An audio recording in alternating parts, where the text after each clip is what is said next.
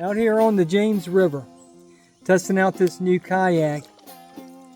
You know, it's a fun thing to think about, which is that the Native Americans in this area didn't really see landscapes, they saw riverscapes. And so that's why every single Indian tribe has a river named after it. So you see the Mattaponi Indians have the Mattaponi River, and the Chickahominy Indians have the Chickahominy River, because that's the way they saw the world. And their kingdoms were divided up by what rivers, not by which land masses.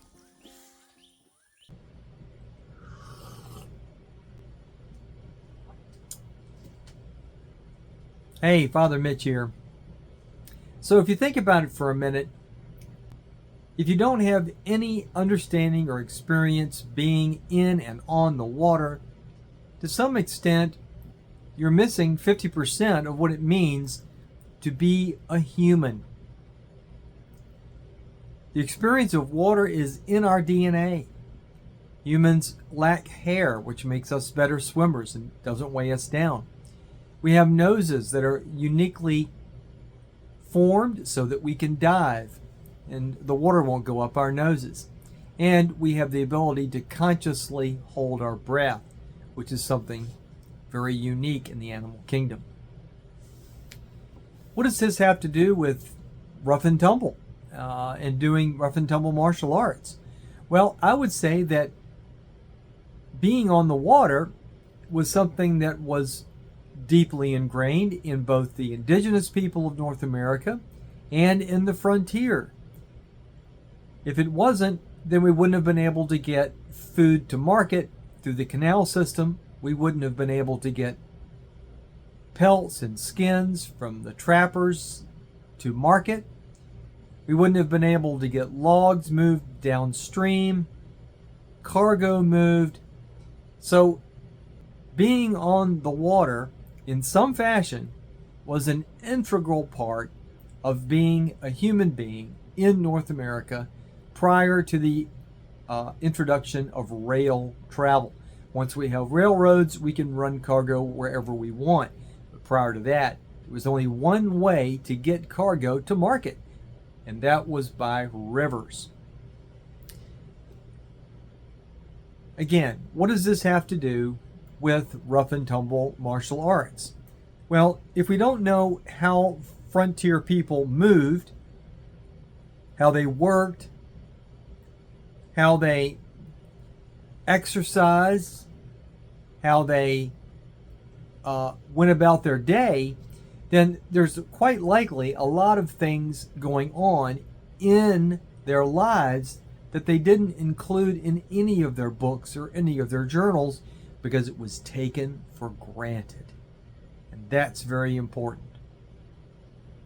And if we're going to get to the bottom of what frontier rough and tumble martial arts really are and were, then we're going to have to do some living history. We're going to have to get in there. We're going to have to kind of experience things the way that they experience them and get wet, so to speak.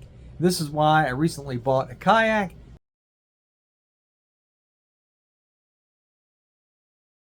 And I'm getting more into activities on the water.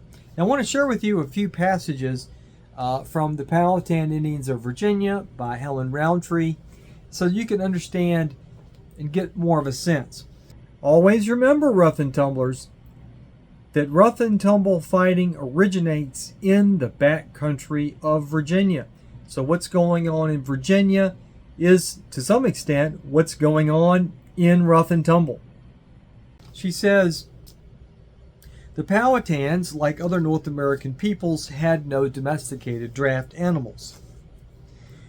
Even when the English brought horses to Virginia, the canoe-oriented Indians took little interest in them. All of the Virginia Algonquian groups lived on the banks of the major rivers or their larger tributaries, and they demarcated their territories in a standard Eastern Algonquian way. Water courses and their drainages were at the center of the Powhatan group's territories because of the Indians' reliance on them for food and communication. So, unlike us, we used rivers as demarcations between countries and territories. And at the center of our territories were fiefdoms and castles and agriculture. You see, agriculture requires the control of land in order to control the resources. But if you don't grow your own crops and you're a hunter-gatherer, the water determines where the food comes from. It's where the mussels and the fish come from.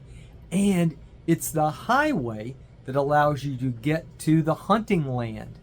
And this would have caused additional stress between the natives and the colonists, because the colonists were always saying, "Get off my land," and the natives were saying, "Get out of my river." We would have seen the river as shared territory. Hey, we can share the river. Why can't we all share the river? And they would have been saying, well, why can't we just share the land? If you're enjoying this video, please do browse to heritageartsinc.com and check out our free Rough and Tumble program. And furthermore, make a donation. We are a 501c3 federally recognized educational charity. Among the chiefdoms, the name of the capital town often determined the name of both the group and the watercourse on which it was situated. The same naming principle applied to the major rivers of the region.